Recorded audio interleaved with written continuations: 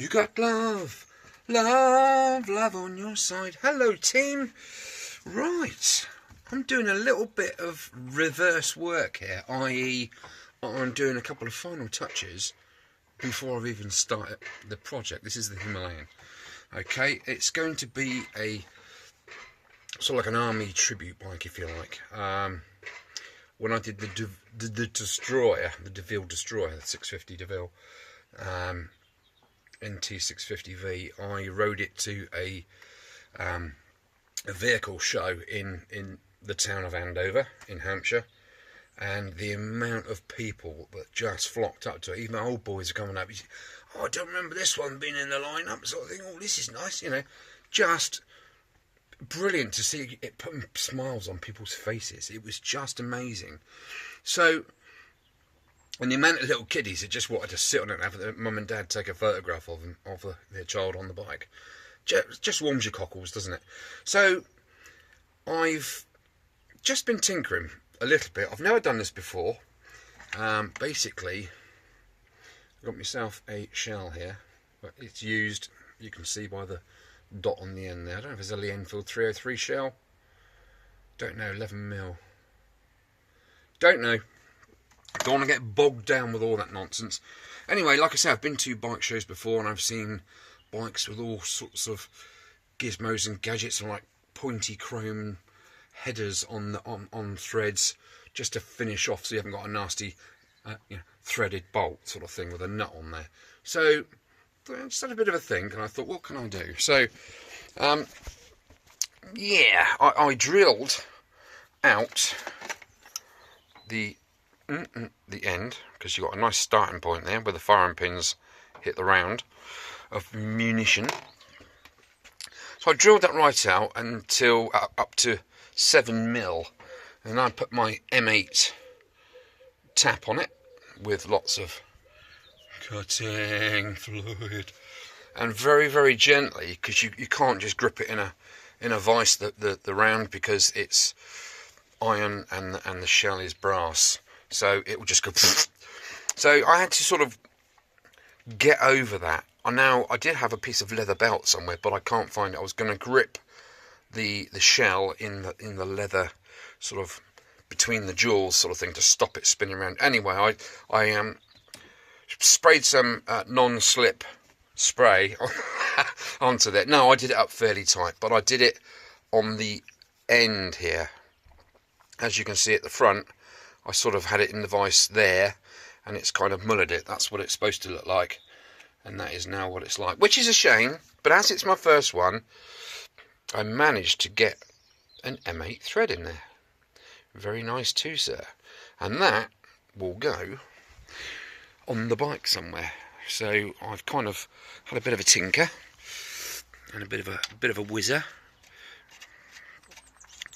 So, you know, it's just going to give it that little bit of extra something, isn't it? The kiddie's going to go, oh my God, it's got bullets on it and everything. So, what do you think, guys? Is that doable? I mean, I've got to do it up tight yet and put a bit of Loctite or something on there, but as it's the rear wheel brake, alignment adjuster, I don't want to put too much on there. But yeah, I kind of like that. It's a bit off the beaten path, isn't it, so to speak? So yeah, that's what I'm tinkering with this afternoon. This is just a bit of a teaser for you. I have completed the side panel, funny enough, with the olive drab paint.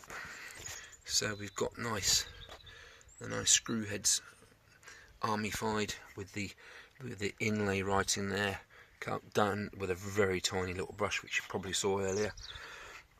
Now, looking at it as a whole, because it's sort of something I got in my head again, that when I built the DeVille, the Destroyer, it was just an image I had in my head, and I just built it, and what happened, and the result was fantastic. Now I'm not sure whether to go green and leave the indented right in black. I don't know.